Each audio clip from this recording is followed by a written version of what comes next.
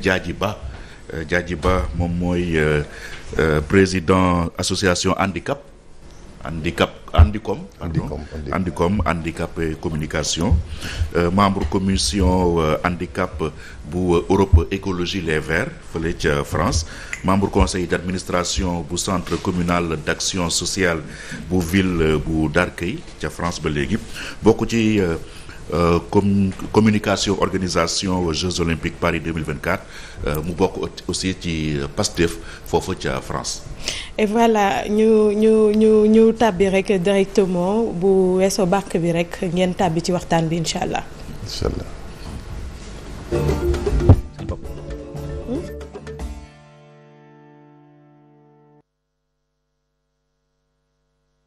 À vous l'antenne, Pierre-Edouard. yaa ngi ba ñu lay nuyu. maa ngi lay fay monsieur Faye. ñu ngi lay gërëm bu baax. seulement sant bi moom xaw a. sama sant moom boo liggéeyee ba weer bi dee moom. di nga bëgg sama sant par force di nga bëgg ko la fay. waaw mais comme président bi léegi yéen a bokk sant donc sant yàlla quoi. Sénégal fay la sant léegi. voilà. alors Diadji Ba ni ñu la présenté léegi yow yaay président association Handicom mooy lan. Bon Handicom benn association bu nekk en France la. donc qui a été créée par des personnes vivant avec le handicap. Et donc c'est une association boo xamante ni qui est reconnue par la loi 1901 bu France d'utilité publique. Donc on travaille beaucoup sur les questions qui touchent au handicap. Donc à savoir l'accessibilité, la prise en charge des soins, l'accès aux droits aussi.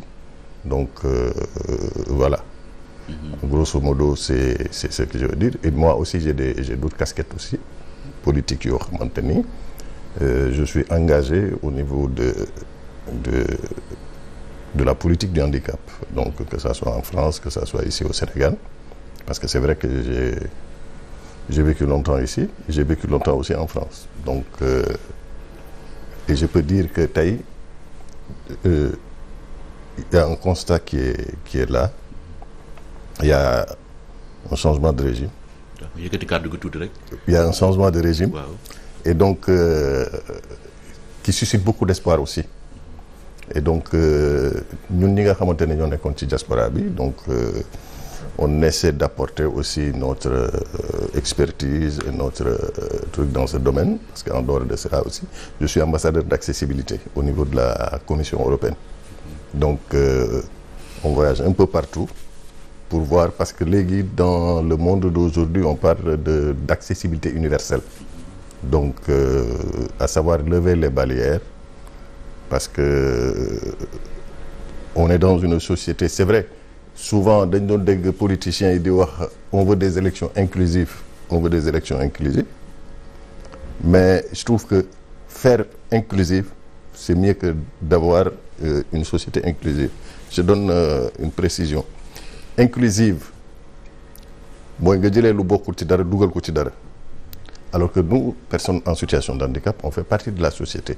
waaw donc on n'est jamais sorti de la société. waaw dinañ ñëw si loolu mais bëggoon nañ xam yow sa handicap bi loo judduwaale la wala lu la dab la. Bon pratiquement je peux dire que depuis l'âge de 4 ans donc je vis avec mon handicap. C'est vrai que ça n'a pas été facile. wax ci wolof tuuti. waaw yombul woon nag quoi. parce que amoon naa parents yoo xamante ni ñoo ma ci jàppale. donc te tey loolu moo gën a tax mu nekk sama combat. donc 4 ans mooy juddoowaale woo ko daf la dab. voilà si nu mu la dalee. c'est la poliomyélite. donc c'était voilà une maladie qui était là vers les années début 70 ainsi de suite. donc voilà et sant yàlla quoi, ça m'a pas permis aussi d'avancer et d'être là où je suis aujourd'hui. Ouais. Alors France nga dëkk mais di ñëw Sénégal de temps en temps. Ouais. Alors ak infrastructure yi ñu tabax sa seen ginnaaw et tout ça BRT bi mi ngi nii TER bi mi ngi fële ak yenn infrastructure est-ce que yow boo fa demee gis nga benn loo xam ne prévoir nañ ko pour personnes yi nga xam ne dañoo amee laago.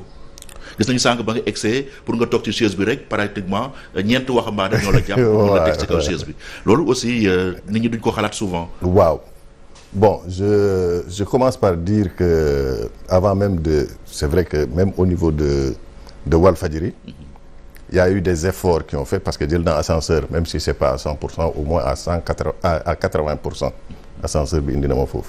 Donc et c'est des efforts aussi. Et loolu aussi dafa nekk ci dafa bokk ci sama liggéey en France, c'est-à-dire tester des lieux pour l'accessibilité. C'est vrai que c'est difficile. Bon, il y a am na ay infrastructures yu bees léegi xam nga moo tax ma doon wax ni le handicap c'est pas seulement une question de santé, c'est une question transversale parce que ça concerne l'éducation, ça concerne la santé, ça concerne les infrastructures et ça concerne, bon, en tout, grosso modo c'est la vie quotidienne quoi de la personne. Donc nit ki war na mën a jóg fi mu dëkk en toute autonomie dem ba fi mu yegg. C'est vrai que personnellement j'ai visité parce que je suis tàmm naa di ko def, donc ma jox la benn exemple. En France il y a ce qu'on appelle le développement participatif. Par exemple des cadres de concertation entre les villes, les départements, les régions et les associations, donc toute association concernée. Je donne un exemple. Quand par exemple bi Kassari par exemple bi ñu jëndee le Paris Saint-Germain, le stade de Parc des Princes ça appartient à la ville de Paris, mais comme naar yi dañ ci bëggoon investir et la ville de Paris tient vraiment à l'accessibilité et à l'inclusion des personnes en situation de handicap. Donc ñu ne leen su ngeen bëggee investir aussi ci stade bi et modifier pour que les personnes aussi, parce qu'on a droit au loisir aussi en tant que personne handicapée, donc il faut leur demander. Et c'est comme ça qu'ils ont fait. Ils ont appelé toutes les associations qui touchent à l'handicap, que ce soit les malvoyants, que ce soit les malentendants, que ce soit par exemple les personnes à mobilité réduite. Donc on faisait des tests ba chantier bi jeex. Et ça c'était il y a presque 12 ans, si je me rappelle bien. Et chaque fois on nous appelait, ñu xool, on testait les gradins, les toilettes et autres. Après si ça ne marchait pas, on revenait encore, on testait jusqu'à ñu am au moins un peu de satisfecit quoi. Et donc tey loolu wuute na ak Sénégal ah Sénégal ko mu ne bu ñu defar infrastructure dinañu woo handicapé ñu leen kaa leen testé. Non, je ne pense pas. Pour un pays boo xam ne 15% population bi ay handicapé lañu. Waaw, c'est justement voilà doon bëgg jëm 15% c'est sur 65 de population France. Sur 18 millions d'habitants. Oui. Donc c'est représentatif. Absolument. Et moi-même personnellement, j'avais suggéré, comme je dis, l'handicap c'est transversal parce que la personne en situation d'handicap war na mën a jàngi école, war na mën a am ay loisirs, war na mën dem faju à l'hôpital. Donc et en plus am na yeneen besoins yoo xamante ni au quotidien war na ko mën a kii. Mais souvent les gens ici ils vous disent que bon les transports sont accessibles. Par exemple, la société de transport en commun, il dit que les transports sont accessibles. Non, moi je dis que c'est pas ça. Parce que l'exemple de Dakar Dem Dikk par exemple. L'exemple de Dakar Dem Dikk. Est-ce que prévoir nañu leen yéen ñi amee laago? C'est ce que je dis. Ils vous disent que c'est accessible. On a acheté des bus accessibles. Mais comme je dis, Monsieur Faye, accessibilité, ça commence chez moi. Ba fi ma jëm, c'est-à-dire que je quitte le point A pour le point B. Tey su ma amoon rendez-vous par exemple dans un ministère à Dakar ma ne damay jël Dakar Dem Dikk, mais il y a la voirie et je peux pas passer ça. Il y a des obstacles. Donc balaa may yegg ci bus bi, c'est-à-dire que c'est la galère, c'est un calvaire. On a fait ce package-là, c'est un... Voilà, c'est un tout. Oui. C'est pour ça que je dis que l'handicap, c'est transversal. Ça concerne les infrastructures, ça concerne les... Et c'est pour ça que ça va un peu faire marrant. Et j'ai invité les maires de chaque ville, ici, que ça soit à Dakar ou ailleurs, d'essayer ce qu'on appelle le parcours fauteuil. C'est-à-dire que chaque maire de ville, on le met dans un fauteuil roulant. Nous, on a fait 100 mètres. et c'est là qu'il se rendra compte. Et tout dernièrement par exemple waaw maire dëkk bu ne ñu jël fauteuil roulant ñu ne que maire bi parce que maire yi aussi ñoo gérer les voiries ñoo gérer tout ce qui est voilà environnement aussi donc ñu ne maire bi yow kat pour nga comprendre vraiment réellement l'handicap c'est-à-dire que est-ce que mën nga toog ci fauteuil bi nga def 100 mètres wala 200 mètres dans ta ville ou dans ton quartier. C'est là où il se rendra compte des obstacles foofu lay gisee obstacles yi dëgg. xam ngeen li ngeen di daj réellement. li ñu daj réellement. parce que c'est de la volonté c'est de la détermination. Un autre cas j'ai vu des étudiantes qui m'ont rapporté comme quoi que finalement dañu arrêté seen jàng à l'université parce que peut-être que cycle primaire secondaire ça passe mais après le bac c'est bonjour les problèmes. Parce que tout le monde xam nañ université comment ça bouillonne comment les gens voilà donc ñoom bu ñu ñëwee ba foofu souvent ils ont des cours à l'étage ils peuvent pas monter et c'est un peu frustrant pour une personne en situation de handicap que nga ñëw ñeneen ñi jàll yow nga taxaw di xaar ou bien voilà des cas comme ça il y en a plein. Et j'ai testé aussi le BRT bi testé naa ko j'ai vu c'est vrai que c'est voilà c'est récent on peut dire parce que on est en 2024 sañu ñu importer des trucs comme ça mais le problème mooy yegsi ci BRT bi et souvent les gens ils s'en limitent juste à l'accessoire par exemple ils disent que bon tey BRT bi c'est accessible ou bien TER bi c'est accessible. Mais man bu ma dëkkoon côté bi par exemple pour jóge fii dem ba ci terre bi c'est un budget et ça coûte cher parce que j'ai pas de transport en commun prévu pour dem ba ci gaaru terre bi par exemple est-ce que am naa budget boobu ou bien c'est pas tout le monde qui l'a et en plus de cela comme li ñuy wax souvent c'est xam nga dafa am aussi à partir de l'université ñu bari ils veulent décrocher parce que souvent dañu yaakaar ni ils ne seront duñu leen accepter dans le milieu professionnel et ça aussi il faut un accompagnement dans ça c'est pour ça que je disais que c'est transversal parce que malgré que la personne a des soucis de santé aussi bëgg na jàngi bëgg na tekki bëgg na liggéey bëgg na yëpp mais souvent soit la personne est mal orientée ma jox la benn exemple ci man moi je suis comptable financier et c'est par hasard que je me suis retrouvé là-dedans parce que quand j'étais au cycle collège waaw bi ma nekkee collège j'étais bien tout ce qui est manuel moi je voulais faire de l'électricité industrielle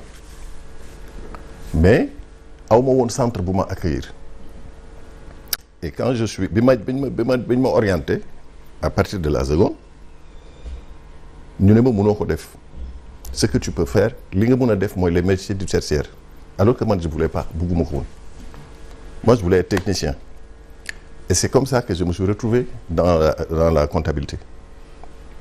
loolu fan la Sénégal fii wala France. Sénégal fii voilà donc c'est comme ça que je me suis retrouvé dans la comptabilité et après j'avais pas le choix et c'est pour ça que bugguma par exemple cette situation arrive à mes frères et sœurs et neveux et nièces qui sont derrière moi c'est-à-dire que qu'on leur impose par exemple une orientation professionnelle parce que nit lépp looy def te amul passion aussi voilà c'est pas. Pourtant Sénégal développé nañu ay politique pour gën a faciliter insertion personnes handicapées yi bu ñuy tudd ci politique yi dañu ciy boole carte d'égalité des chances bi nga xam ni président Macky Sall moom moo ko initié woon programme boobu est-ce que pertinence am gis nga ko ak njëriñam aussi ci personnes handicapées yi même si tey lim bi ci am lim bu néew la.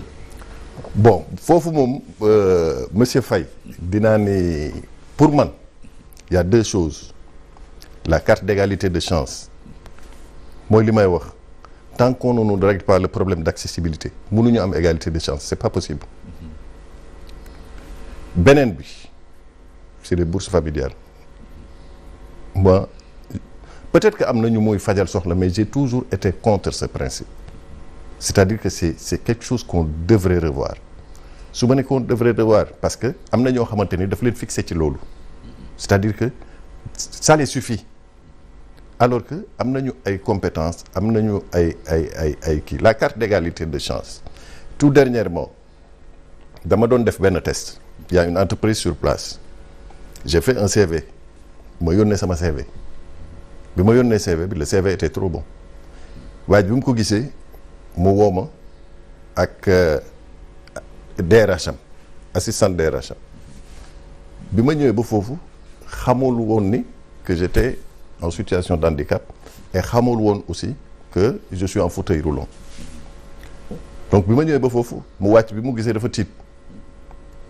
après mu ne ma bon on va faire l'entretien ci benn genre garage bu nekkoon foofu quoi bon par courtoisie ma ne ko bon voilà man j'étais du ma inspecteur du ma dara j'étais juste venu pour tester parce que xam naa ni soo ma def loo entretien ci garage bi alors que vos locaux sont en haut c'est sûr et certain que doo ma jël donc peut-être que da nga ko def ni par voilà parce que j'ai fait le déplacement te bëgg la woon vexé voilà et donc maintenant c'est pour ça toujours je reviens à ce que je disais la situation de handicap c'est transversal c'est la santé c'est ces trucs avant-hier il y a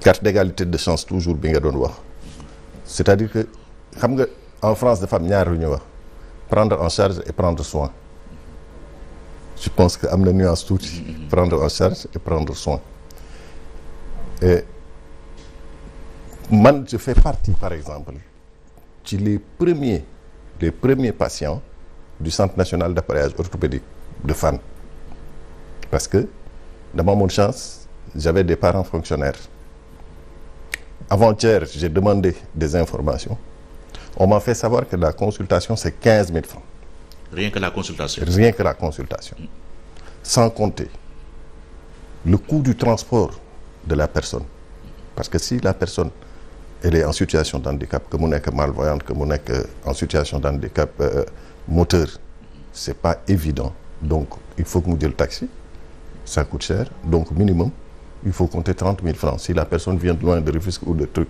bu fekkee foofu la jógee donc c'est ça aussi su état bi mu ne dimbali nit yi ci loolu aussi c'est-à-dire que c'est l'accès aux soins parce que ça coûte cher et comme je disais li may wax monsieur Faye c'est-à-dire que régler l'accessibilité c'est prévoir aussi la vieillesse hein c'est prévoir aussi la vieillesse man peut-être que mon handicap dérangé wu ma parce que dama j'ai grandi avec je me suis toujours battu avec fàttaliku ma fu ma doxee voilà donc pour moi voilà la vie c'était naturel c'était comme ça mais am na ñoo xamante ni c'est des accidentés de travail am na ñoo xamante ni c'est suite à une maladie par exemple le diabète qui fait beaucoup de ravages qui fait beaucoup d'amputations et ces personnes-là amuñu suivi psychologique derrière parce que daf leen dab ci seen àddina et donc l'acceptation c'est très difficile pour ñu passer ko la dernière fois j'en discutais avec quelqu'un ma ne ko au Sénégal on est un pays presque à 99% croyants dans toutes les religions mais la foi daf ci am njëriñ am na ñoo xamante ni peut-être que seen laago dab na leen il leur faut la foi mais des fois da ngay bëgg dem dans une mosquée même pour prier et c'est pas accessible et loolu aussi dafa bokk ci ay droits constitutionnels d'une personne nit ku ne war nga mën a dem jaamu ji yàlla c'est-à-dire que ensuite di génn di gis nit yi beneen exemple bu may joxe je l'ai visité parce que la semaine passée il faisait un peu chaud et ça aussi je demande au ministre des infrastructures mu xoolaat foofu bu baax par exemple vous prenez à partir de Radisson mel na ku jëm porte université ils ont fait un parcours mais c'est très difficile parce que man des fois je peux sortir ma ne je veux aller prendre de l'air là-bas je vais aller respirer de l'air mais foofu pour nga yéeg ko en fauteuil c'est très difficile parce que c'est mal fait donc boo yéegee à partir de Radisson mënatoo wàcc foofu tant que yeggoo porte université te boo yeggee porte université sa fauteuil mënoo ko wàccee foofu c'est pas donc boo wàcc buñ la même si on t'aide parce que aussi des fois on n'a pas soxlawul ñu chaque fois nit di romb nga ko woo naan ko jàppale ma wàcc donc même suñ la wàccee foofu et mën ngeen dem vérifier foofu c'est-à-dire que c'est des trottoirs de 15 centimètres 30 centimètres c'est-à-dire que nit mënu fa sax yéeg même pour une personne âgée. aussi bokk na ci responsabilité ville de Dakar. Ben justement. Justement. Les mairies souvent. Voilà. dañoo war a jël tenir compte ci loolu. Voilà, je donne un autre exemple. Ce que j'ai vécu tout dernièrement parce que j'étais venu avec un ami de l'association en France moom aussi mais finalement il est parti parce que xëy na man moom il voulait découvrir le Sénégal mais xëy na li ma mën a supporter moom mënu ko supporter donc c'est bi ñu ñëwee on a été dans un restaurant de la place et ça m'a fait mal dans un restaurant de la place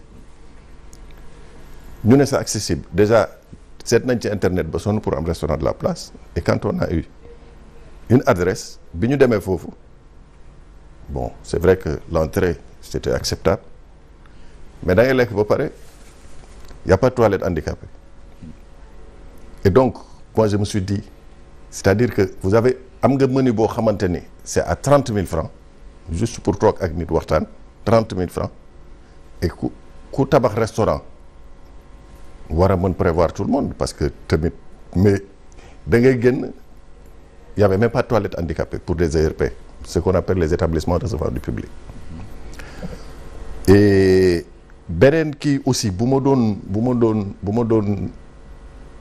doon ñaax le nouveau gouvernement c'est-à-dire que c'est sur la question de l'emploi et le maintien dans l'emploi aussi parce que y a ce qu'on appelle l'emploi am nañu mën am emploi bien vrai que c'est pas facile mais le maintien dans l'emploi aussi et je donne un exemple et on a vu que par exemple en France ci loolu xaw na wàññi tuuti taux de chômage par exemple les personnes en situation de handicap c'est-à-dire que on s'est battu pour avoir ce qu'on appelle une journée le Duo Day c'est-à-dire que c'est le 17 novembre dans toute la France chaque entreprise par exemple yow monsieur Faye man yàgg naa la seetaan télé voilà je veux devenir comme monsieur Faye mais j'ai des clichés dama ragal donc le 17 décembre on ouvre une plateforme informatique ku nekk da ngay inscrire mais il faut que la personne soit en situation de handicap par exemple je passe toute une journée avec vous toute une journée voir comment vous travaillez comment vous faites dans les studios en fait ça enlève les clichés et la personne dina ni mais tiens mais lii ndeke c'est pas compliqué je voyais ça à la télé et pourtant je peux le faire et de là aussi la personne mën na kii beneen bi c'est l'obligation aux entreprises de recruter parce que il y a beaucoup de personnes ils ont des diplômes am nañ qualification mais pour avoir le recrutement parce que même les chefs d'entreprise ici c'est-à-dire que ils ont am nañ ces clichés là derrière le handicap que parce que on est dans un monde de productivité c'est-à-dire que les gens ils pensent que quand tu as boo amee handicap productivité bi dafay des. C'est ça foofu aussi médias yi am nañ fa part de responsabilité. Justement tey boo jëloon une personne handicapée teg ko ci télé jox ko une émission phare mu visible nit ñi di ko gis mën na wàññi lu bëri ci stigmatisation. Voilà c'est symbolique.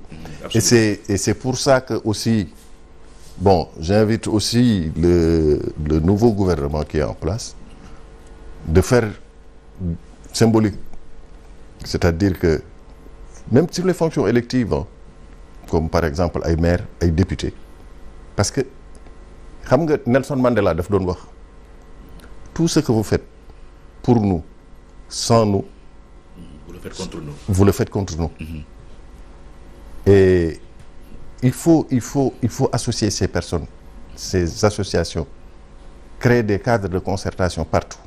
te soxla wu leen ko leen yërëm.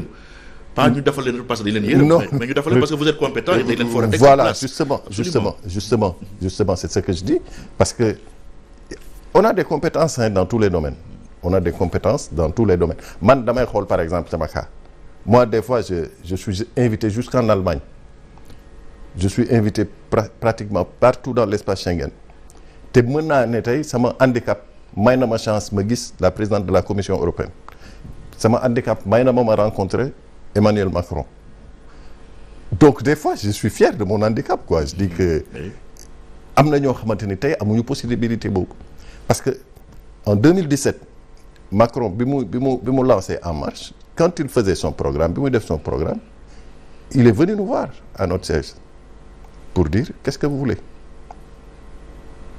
Donc handicap dañ ko war a def atout en réalité. Justement, c'est un atout. C'est aussi une chance dans la vie. Parce que su ma nee c'est une chance, c'est vrai que c'est un fardeau très lourd à porter, mais c'est une chance parce que dinañu may ñu voir une autre version de nous-mêmes. C'est bon. Et en plus de cela, tey yow mën nga jóg rek ka dem sa yoon. léegi bu la si directeur woowoon wala keneen woo la mën nga jóg nga dem. Alors que man je suis toujours dans la réflexion. C'est-à-dire que à chaque fois dans ma tête maa ngi ak benn option ba A B wala C. C'est-à-dire que su ma génne su doxul nan laay def wala su bis amul nan laay def su kii en fait je suis pas dans la spontanéité et donc c'est pour ça que c'est les personnes handicapées tout est concis, tout est précis parce que il y a toujours la réflexion derrière. léegi jaajëf foo jeexalee. waaw damay sant aussi groupe Walfadjri. C'est un groupe que je suis beaucoup depuis l'étranger. Surtout sama doyen bi Sané. Donc et di wax aussi que ñu ubbi toujours un cadre de concertation comme li may wax et ça j'insiste là-dessus. C'est-à-dire que le handicap c'est pas toujours une question de santé, c'est transversal. C'est-à-dire que à chaque fois qu'ils veulent faire quelque chose, qu'ils y associent les personnes en situation de handicap, ces associations. Parce que man loolu laa xam loolu laay ci loolu laay yëngu et aujourd'hui je sais que il y a de l'espoir parce que les gens ont voté pour une rupture, pour un changement. Rupture boobu nag dafa war a voilà. dañ ko war a sentir. Voilà ci sunu dund. jërëjëf Diadji Ba ñu ngi lay gërëm bu baax vraiment ci li nga ñëw si nu invitation li nga wuy si sunu invitation président association Handicom membre commission handicap bu Europe Écologie Les Verts nga bokk itam ci conseil d'administration bu centre communal d'action sociale ca ville ville d'Arcueil nekk ca France bokk ci commission organisation en tout cas comme organisation di bu Jeux olympiques Paris 2024 xam naa suñu prochaine occasion. voilà lañu waxtaan si JO les Jeux paralympiques nga bokk otam ci Pastef ca France ñu ngi lay gërëm bu baax. merci bien monsieur Faye. donc Fatou Binetou ñu delloo leen antenne bi. voilà jaajëf Pierre-Edouard Faye di la ziar bu baax a baax di la jaajëfal également sa invité Diadji Ba ci waxtaan bu yaa bi ngeen doon amal léegi sans plus tarder dañuy tàbbi ci waxtaan bi ak le chroniqueur du jour.